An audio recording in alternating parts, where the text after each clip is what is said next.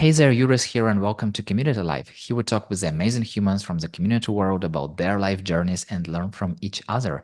And today we have a conversation with Claudia Cafeo, a passionate community builder and tech enthusiast who loves the sea, enjoys playing piano, football or soccer, and video games, and playing in general, and prefers to be human, kind, and learn all life. So, hello, Claudia. What a beautiful introduction. Hi, Yuri. Thank you so much for having me here. Finally, it's been a little time, but here we are. I always love this kind of conversation. It feels like we know each other, but then it turns out that we've never had a conversation before. So let's have our That's the first beauty of the conversation. internet. Yeah, that's how it works. So, how would you say you are from Sicily without saying you are from Sicily? Arancini. Everything relates to food. And even that has, so if you're from Italy right now, you would know where I'm from because I'm saying arancini with an I at the end instead of arancina with an E, which really identifies the geographical area where I'm from in Sicily. And I love food. So, of course, it would have to be food.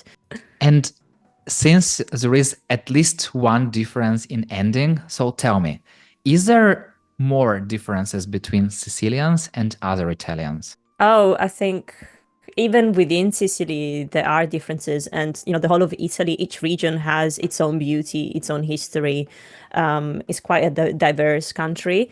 And so 1000%, with Sicily, because we've been colonized by so many civilizations, I always like to think about them as if we were the minions, from Despicable Me, always looking for the new boss. So that's what Sicily looks like to me, because we have so much beauty from all these different civilizations that have been in the island. And so you can find a Greek temple, or you can find, different food, couscous. It depends where you're traveling around Sicily. Hmm. So it's pretty diverse and equally beautiful throughout. I really love this comparison with minions. I've never heard about this from about any nation or any people, but I immediately understood what you were talking about. And okay, so and what is the difference between Sicily and London? Oh, so much, just, I guess, I was born by the sea. And so I'm really missing living by the sea. London is very fast paced. Sicily, as soon as you go back, whenever I go back home, it's like I'm moving in slow motion, going back in time. People are more relaxed. It's more about you and how you feel and your relationship with nature, with food, which you also get in London. But obviously, London is a city, right? Engage in fun activities, or you can do anything that you can think of in London, right? Mm. If you're thinking about a crazy experience, there's a huge chance that you can do that in the UK. Whereas, when you go back home, it's a completely different lifestyle, right? You go on a beach, you have a long walk, you go fishing if you like, or just you see friends quite a lot. You go to the bar in London, you go to the pub. So similar but very different. What kind of crazy experiences can you have in London that you can't have in Sicily? Well, I'm thinking, so there's something that I really love here, which is immersive experiences. So there's an immersive theater Mm. where, for example, I went to the Secret Cinema, which is one of my favorite things to do in London. And I went to the Stranger Things one. And so what they do, they don't tell you where it's going to be because it's secret, but they give you a sort of character that you're going to play. So you're going to be in the play, and they give you a description of what you need to wear, sort of like your quests, what you need to be doing when you're there. And once you reach this secret place, you literally feel as if you're part of the set of, Stranger Things for me back then. So that was mind blowing. I absolutely loved it. And I can't imagine something like that yet to be happening in Sicily. And Yeah. I'm curious about the secret thing. Do you always find a place, or it might happen that you can't find a place? You'll find it. They tell you a week in advance. Yeah. Mm. I can imagine that there are more, some hidden messages, and you have to read the birds or read the stars. Otherwise, you can get there, and but you never know. Okay, so let's start from the beginning. Tell me about your parents. Who are they? My mom and my dad are lovely people. So my mom, now they're both retired, so they're living a happy life on the beach again. My mom used to be a speech therapist, and my dad was a physiotherapist. So I didn't end up being any of the East professions, but I really looked up to them as a child, and I feel like their experiences kind of helped me shape up the career that I'm having right now. I started as an education teaching assistant. I specialized in autism, and I think that most of the work that my mom was doing as a speech therapist kind of introduced me to that realm, of special needs, helping children, and so it felt really natural for me to shift into that role, and I absolutely loved it. I really had Mm. an impact on children, and that was beautiful. It was really rewarding.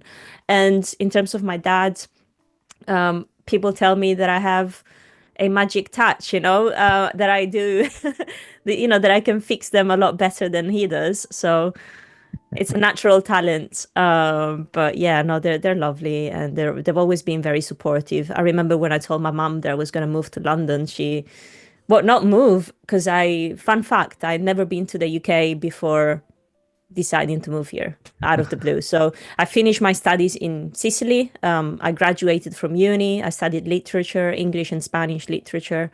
And then straight after that, I knew that I wanted to be somewhere where I could keep on practicing the language and, work in education.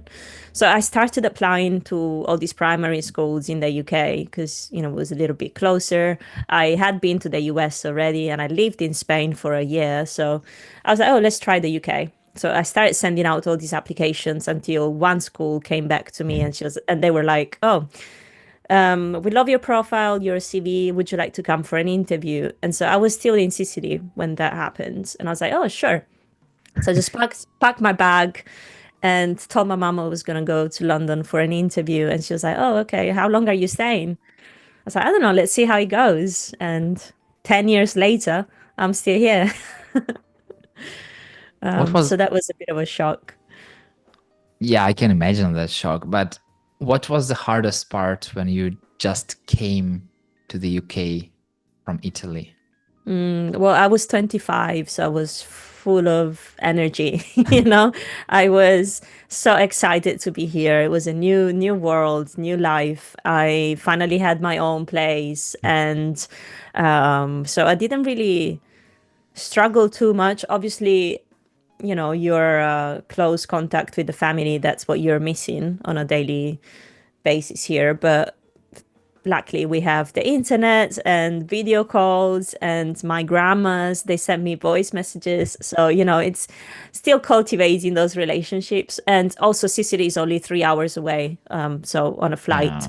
so it's not too bad. I really love, I think I have the best of the two worlds right now, because again, I feel like this is really important for me career wise to be here. And even for my own personal development, being in London just opens up your mind at an extreme level. Like you start meeting all these beautiful people from all these different countries and hearing their stories. And I feel like that has contributed a lot to the person I am today. And so when you go back home, it's like, I don't know. I think I remember when I was a kid, my one of my uncles, he lives in Rome, which for me was like, whoa, Rome. Whenever he would come back and bring in all the presents and telling us all the stories from the city, I feel like I've now become the uncle or the aunt from London. So that's quite special. What is one personal human trait that you've got from your mom? And what is one trait that you've got from your dad? Probably the OCD from my mom. Just like being very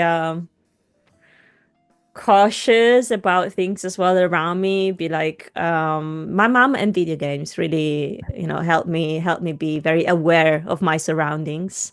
And yeah, just like, yeah, I never realized how much I love cleaning until I moved into a new house. And from my dad, he's super patient. I feel like I'm really patient as well. And he loves reading. He loves it has a few hobbies, and I like, pottery, so manual stuff. It's quite creative. So yeah, I think I get that from him. So, out of a ton of hobbies that you have, such as music, art, video games, football, photography, and most likely many, many more, what is your number one forever and ever? Probably playing the piano. I've been playing since I was 5 years old, and it's just another way for me to communicate my feelings, my state. I sometimes, I've had many times in the years where people, even from school, they would ask me to teach their kids how to play the Mm, piano, and I always said to them, I can't do it because it's my way of expressing myself. I can't teach that. So for me, if I'm having a sad day, a bad day. I usually play in a minor mm. scale, so it's always sad. It's Can always very imagine sad. that. A minor, E minor, love it. So it's my way of kind of coping with those feelings. I do a lot of creative things to help me cope with stuff. So yeah, piano forever, forever with me. I'm trying to do a little bit of EDM, like electronic music, but I'm a classical trained pianist, so it's hard to move away from that. What do you usually play? Who do you usually play? Chopin is my favorite. Mm. I can imagine that, the moment you thought about low key. So, Yeah, yeah, okay. exactly. Why do you love sunsets?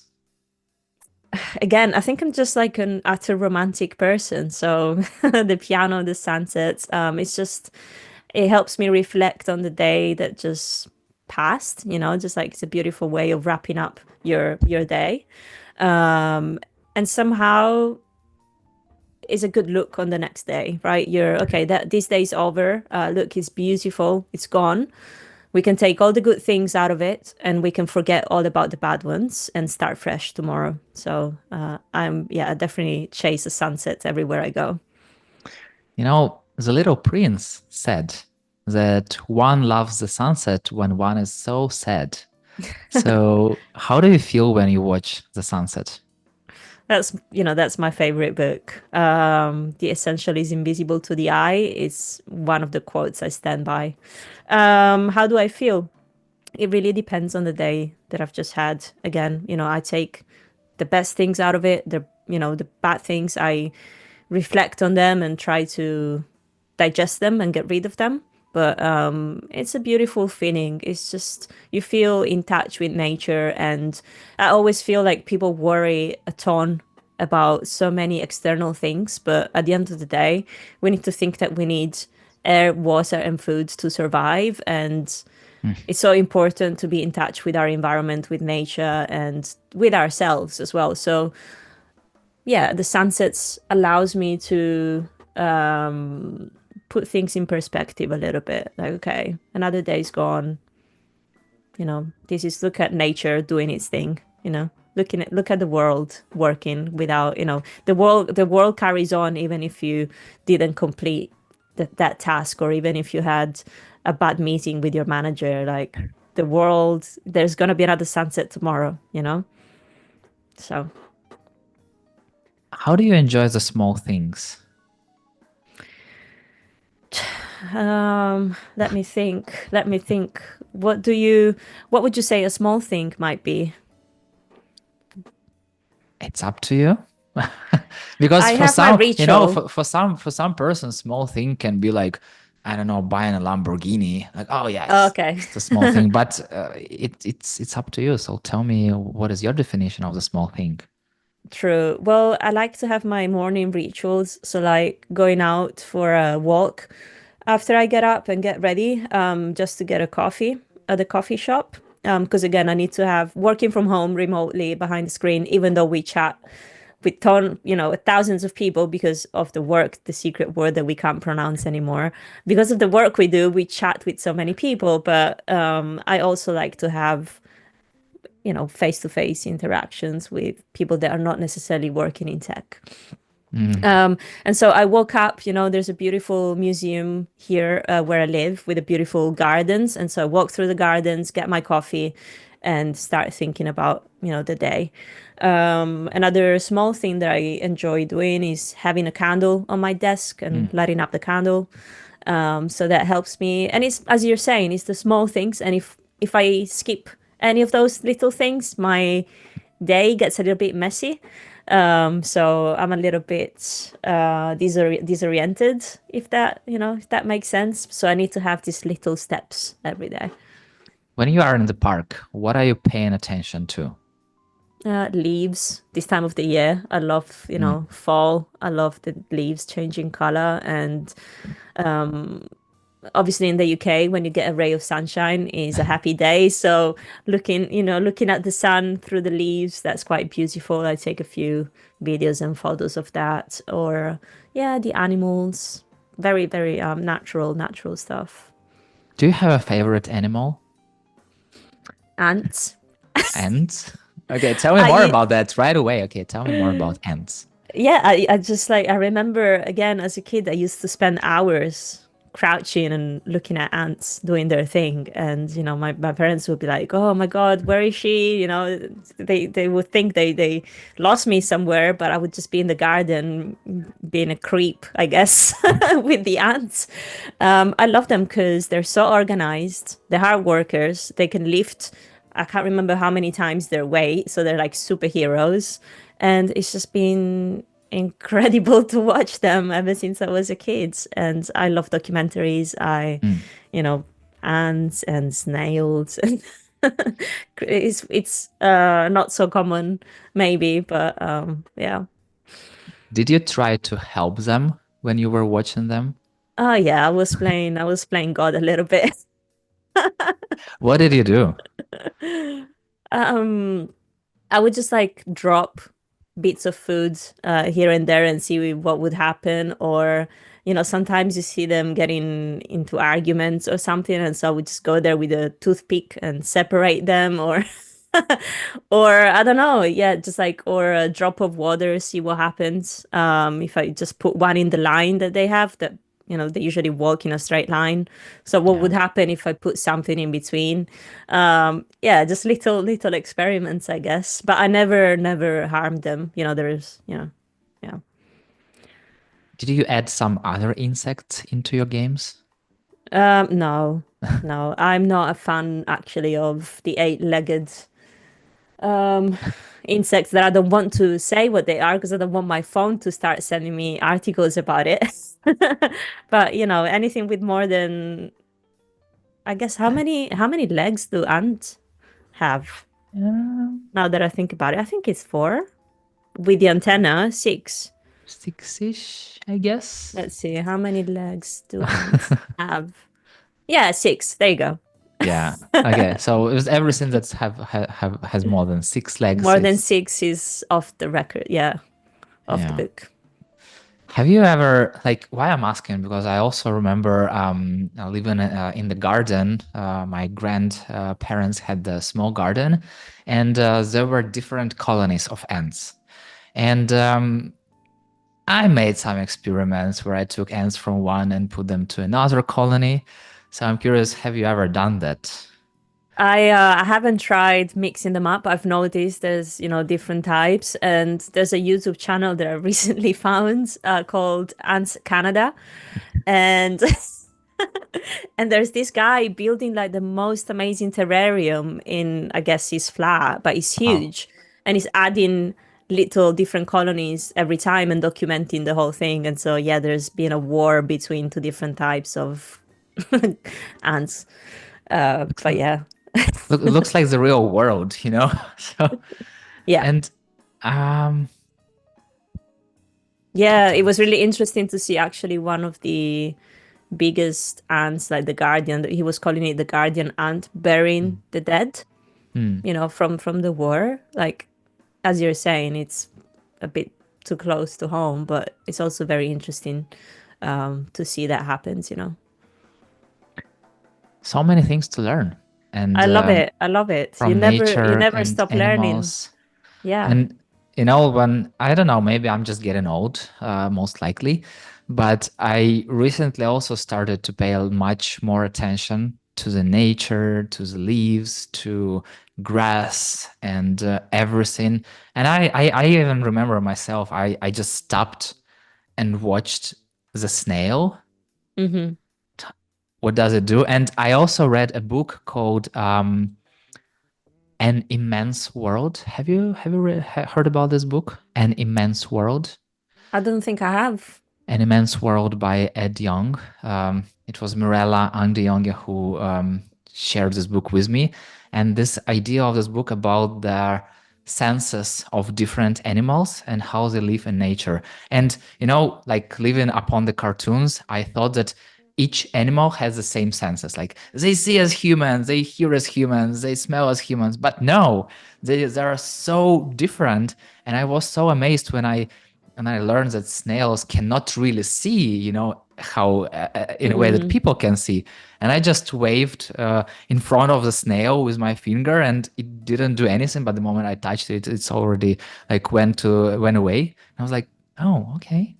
Why do I know this only in 30 years? Like it's so yeah. weird. But yeah, I totally get it, and I feel like we need to We're hear definitely more. getting old. We're definitely getting old. I'm starting to have all these passions. Like I call them old people, like all men hobbies. Like I Open want hobbies. all men hobbies. I want to find a group of people to go foraging for mushrooms. That's gonna be my new thing. I love mushrooms, and Fantastic Fungi is a beautiful documentary on Netflix. So cool. What other old man hobbies would you like to try? So I remember my grandpa actually used to have these beautiful pocket watches. And so just like Mm, I've always been fascinated by the mechanism, the cogs, So maybe just like looking, dismantling one, fixing one up. That would be fun. Pottery is not so old, but it's manual and I love it. I've tried mm. it last month, and I think I want to sign myself up for a few weeks course. So do a bit of pottery. Also, it was really healthy for me because I didn't look at my phone, for example, from Mm. 2 p.m. till 7 doing that. And yeah, that was crazy. I was like, I can't remember the last time that happened, and it felt so good. Did you know that we're the last generation to be born without social media? Oh wow. I don't know if it's good. It's hard to add labels, but I cannot imagine that, and uh, when my kid is asking me how to do something on the tablet or on the phone, I'm like, you were born with it. Why do you ask me? Like, but Yeah. uh, I think we'll know many, many more things about the world in the near future. So, It's just adapting to it. Like we were talking about nature, we need to keep evolving with it without fighting change too much. We need to adapt if we want to survive in the long run. do you ever go out without a phone? No, I Some don't. But I one just one feel, thing to try. I don't know. I just feel like it's a level of protection that I have, especially. Mm. I guess for me living in the city here, what if something happens? I mean, I'm in London, so chances are my phone could get snatched very easily. But yeah, I just have it with me all the time for whatever reason, whether it's checking directions or taking pictures or just calling a friend. Yeah, Coming yeah. back to old people talks, I remember at a time when I went away in the morning and came back in the evening, and unless I'm coming later at 8 p.m., everything was okay. But if it was like 8:10, like parents started to freak out. And I didn't have watch, I didn't have phones, I didn't have anything. I don't know how I knew about the time, maybe We watching just on the look at the sun. lights. Yeah, Yeah, exactly. So, and people were happier and yeah. so much calmer back then, because currently I can't really imagine what if my kid will go out without a phone, or if I Mm-hmm. will go out because everything can happen. It can happen like in a second, but it's not like it usually happens. But this thought that it can happen, I feel like that's exactly what gives us this anxiety and like, oh no, I Yeah, can't go without. we're always in alert mode. I don't know why. It's fight or flight. Yeah. Yeah. What do you do when your anxiety has anxiety? Yeah, that's a good question. I assume you looked at my illustrations.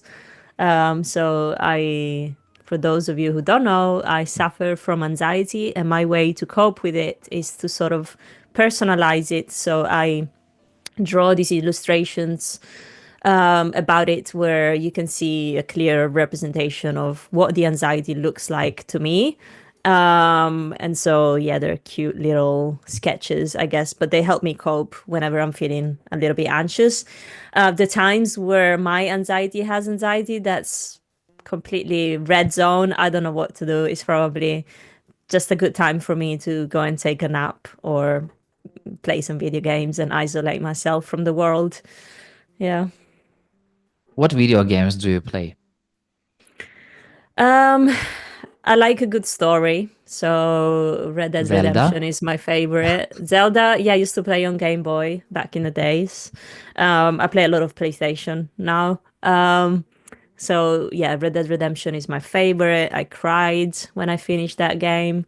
Got me really emotional. Horizon, yeah, I can, lots and lots of games. But I think gaming is good. It teaches you a lot of skills. Like what? Teamwork, like if you're playing a multiplayer, teamwork. What else? Just be just like what I was saying, being aware of your environment, your surroundings, looking for all the different details. I feel like I apply that a lot into real life. um just being a quick thinker as well. Like, okay, you need to think quickly and react.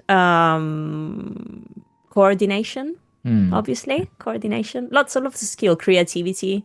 I love it. I've Finger always been strengths? finger strengths, that and pianist. Just like yeah, I feel like I'm really good with my keyboard.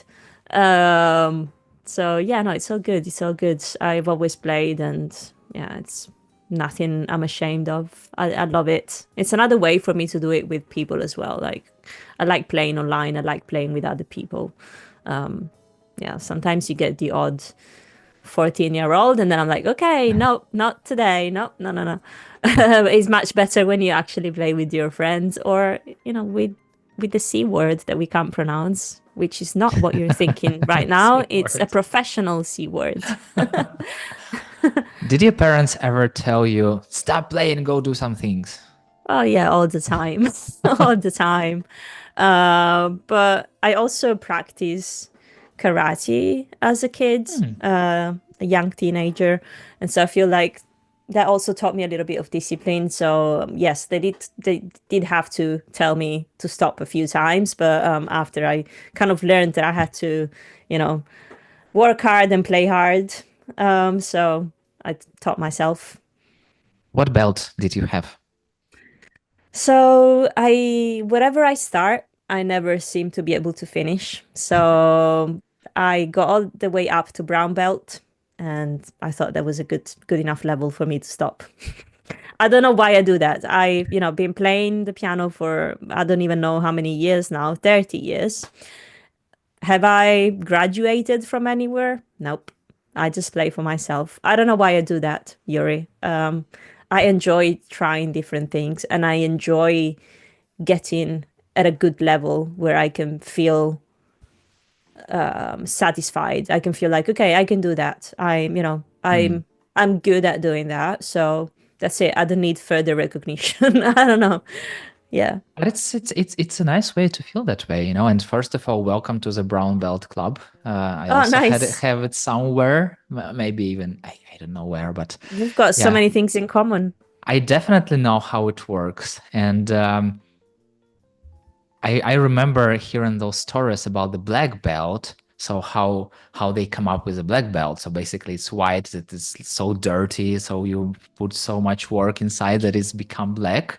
And kinda ish in that way. But then like brown is like pretty cool. You know, if you tell Yeah. someone like I have a brown belt, like, oh my God, it's almost the highest level. But I know that there is a black belt, and there are then some additional. But I feel like it's never the end of this journey. I feel like you can never get the perfection, and it's all about this Japanese culture. I think that they find always perfection in imperfection. So Mm, I love that. Well, thank you for making me feel better about my brown belt. yeah, that's how it works. So your tattoo, hot air balloon with an anchor. What Yeah, I does it was like, mean? which one? I have three. Okay, the hot air Three hot balloon. air balloons? Okay. Oh No, no. no, three tattoos, three tattoos. The hot air balloon, I got it tattooed when I graduated from uni and I was just about to move to the UK. Hmm. So, as you can see, the anchor is not set, is not straight, so it's still flying around. So that symbolizes that I still haven't decided where to settle for life. I'm still traveling. And I love that, analogy just about traveling and exploring the world and learning as much as I can from all the people I talk to, the places I visit without really stopping yet. Obviously, when I retire, I might want to be back in Sicily, retiring on a beach, just like my parents are doing. But up until then, I want to travel as much as I can because the world is a beautiful place, even though right now it doesn't look like it. But there's still some good out there, and it's our job to highlight that good and bring a little bit of that light into people's lives. What is some place that you wanted to go to but have never been there before? Well, that's let me think because I would have said Japan up until a few months ago, but I went to Japan and I it's one of my favorite places on Clicked. earth. Yeah, tick the box. I haven't been to Vietnam yet, or Peru, Hmm. or Mexico, and all those places I really want to go to. So there's a few on my bucket lists that I definitely wanna get to before I stop moving. Do you believe in God or gods? I don't know. I believe in the spirit of things. I believe in faith. I believe that people need to have a reference to put their faith in. Whether you call it God, whether you call it any other name, is the feeling of believing in something, is that giving myself to this strong faith and belief so that I can see how that helps people deal with life, or it helps people be stronger. And so I respect that feeling. If you ask me in general about religion, it's just like another huge community, and it's we should all learn about how they did it in the first place. But I believe in that feeling. I believe in people strongly putting their faith into something, and I like that. When you met deer in Nara Park in Japan, did you send any messages to the gods or the spirits? I was just very grateful. Did you know that they bow to you when they see you? So that was crazy. So for people who don't know, deers in Nara, a beautiful city of Japan, they're they're said to be the messengers between people and gods. And they've also learned from people human behavior that is a respectful thing to do is to bow when you meet somebody, and so they do that before you feed them, obviously, so there's always like a trade-off. But it was so cool to see. Did I send a message? No, I was just like the happiest little girl. What do you like about football? I mean, soccer for our American colleagues, but let's call it Yes, as let's it call is it football football. as it Yes. is. Yeah. I love it. Again, it's just the passion that you put into things, is the teamwork, is knowing that you're gonna have one of your teammates somewhere on the field. You should know where.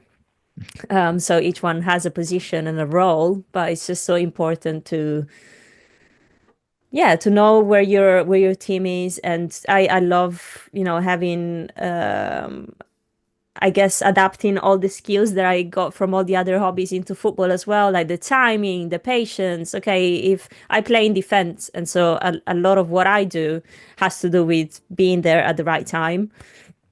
and tackling people at the right time so that you don't injure them. That's also like it helps you differentiate yourself from an amateur or somebody who actually knows how to play. I believe like lots of beginners, easily just go for it, and you can get injured really easily. But if you're a seasoned player, then you know when to step back and when to tackle. So I love just using all those different strategies and skills. And again, it's an impact sport, and I love a little bit of a contrast. And I'm not very physically strong myself, so but I like to outskill people. So even if I'm not strong in a contrast, I use my time to get the ball off of you and sprint up.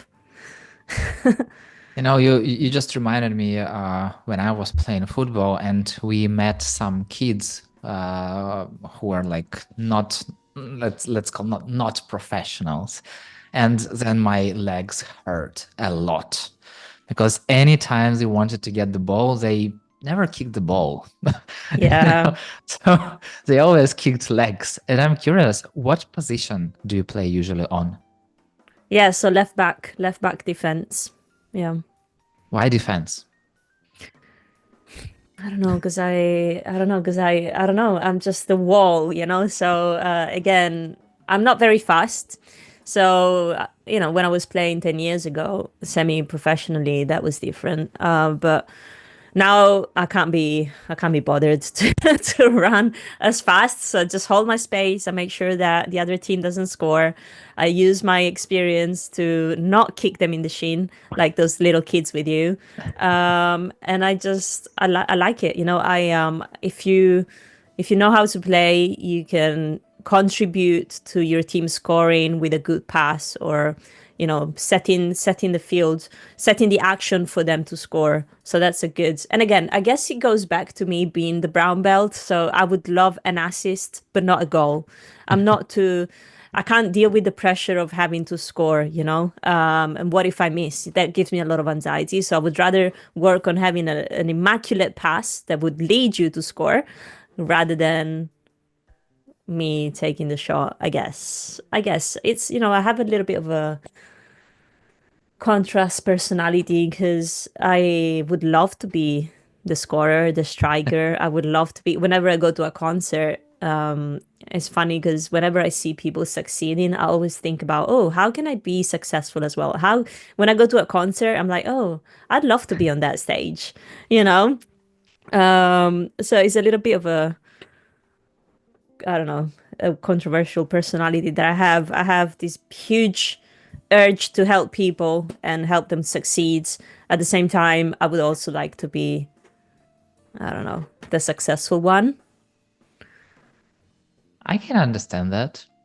I feel pretty much the same because I'm always thinking about like how can we all kind of get better and get to the better places. So I'm not a sacrificer, someone who can sacrifice myself for others. No.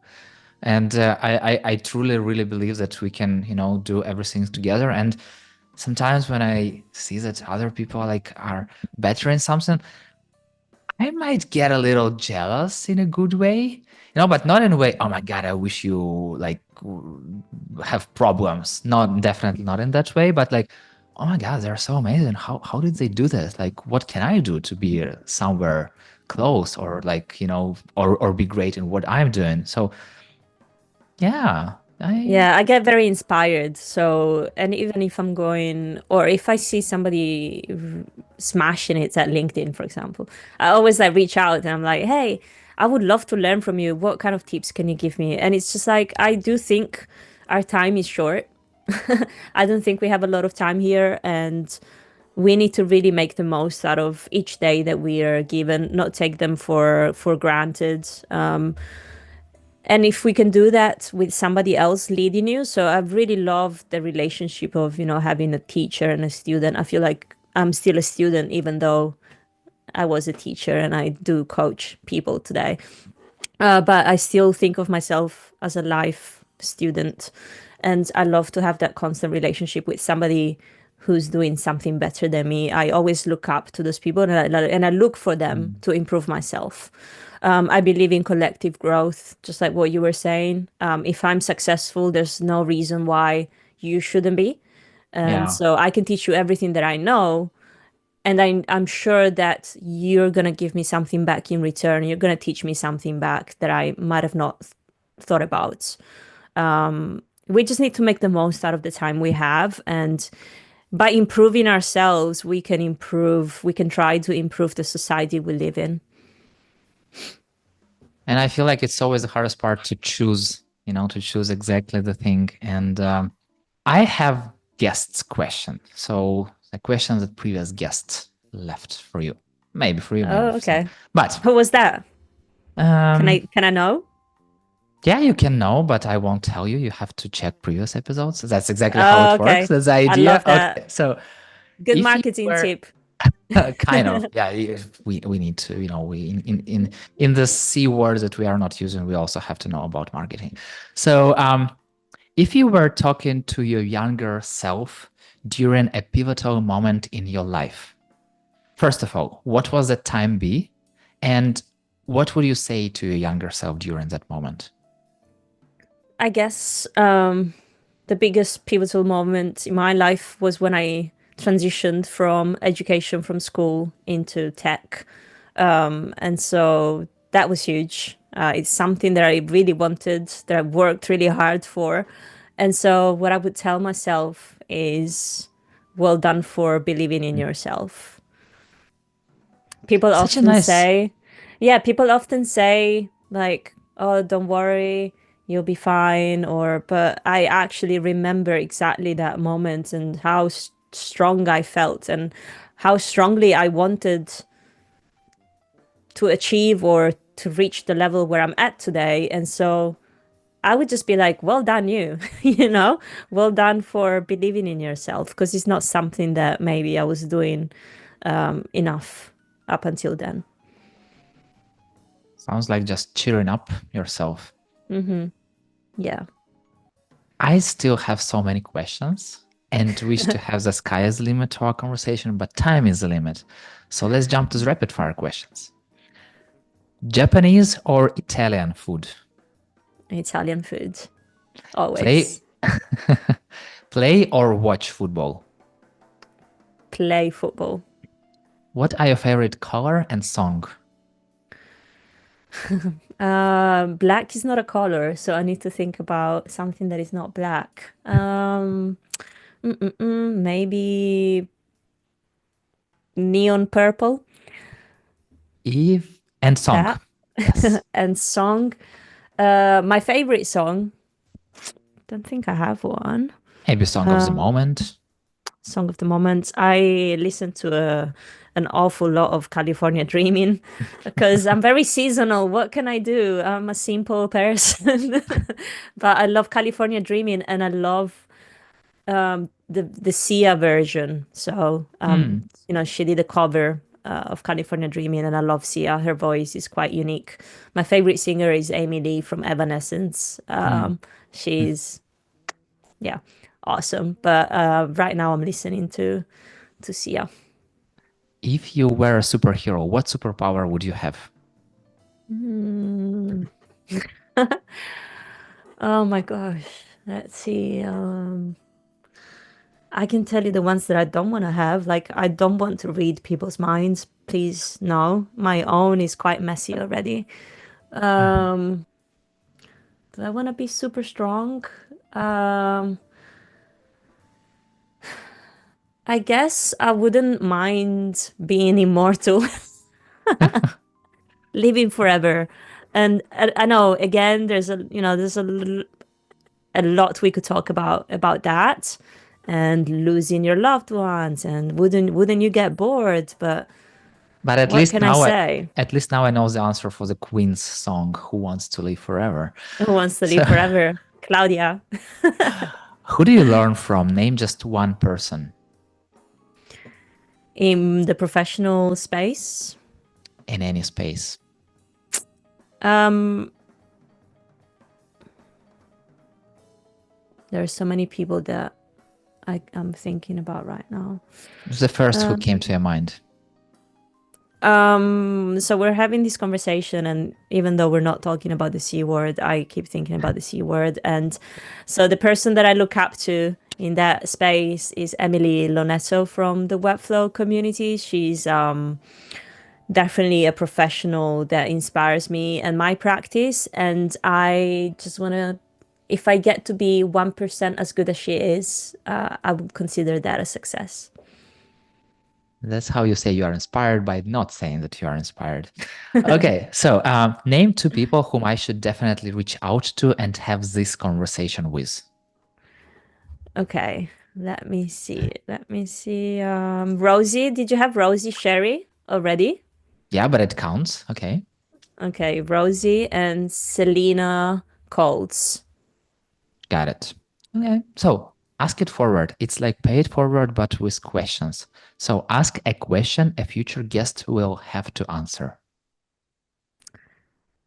How do you envision your practice in the next 5 years? How do you envision your practice to evolve and change in the next 5 years? Is there one question that I definitely should have asked you but didn't?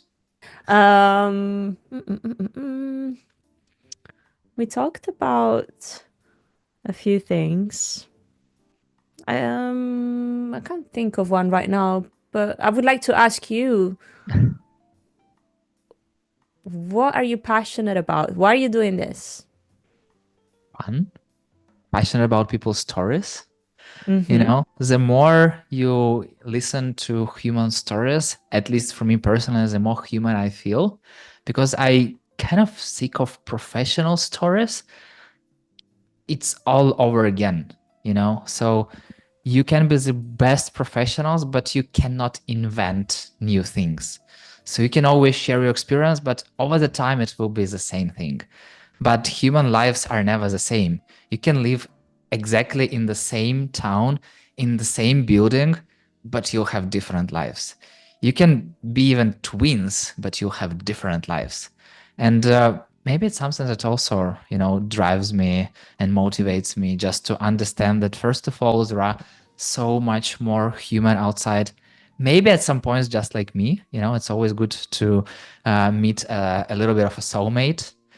And also, like, yeah, the world is, consists of stories. And I really love egoistical approach. I love listening to them, but I also know that people love listening to them too. So it's kind of like win-win. I love it. It's a good collection of stories for sure. And I love that you're just highlighting the humans behind the profession. That's really important. I guess you could have asked me whether I like pineapple on pizza or not, being Italian. And the answer is absolutely not. You should not do that. We're friends. I'm very friendly, but there's a limit. You reminded me there are these videos on TikTok how to piss off Italians, and people are doing crazy stuff with pizza Breaking and spaghetti. yeah, breaking spaghetti. So That gives like me the chills. Yeah. I still have so many follow-up questions for that, but I think that it will be the follow for the volume too. So just get ready. At some point, we'll definitely continue this conversation. And for today, I'm super happy that we finally managed it, that I finally got to know you just a little better from the human side. And yeah, still so many things to ask. Like why did you do this? Why did you give so much interesting answers to about and so much information about your life? I still have so much more questions. Why do you do that to me? Well, Yeah, I'm just kidding. Yeah, that's a good that's a good sign, I guess. totally. Yes. Oh yeah. And Thank you very much. just like a sunset, I will go, but I shall be back. It'll be. So for now, see you in the community world.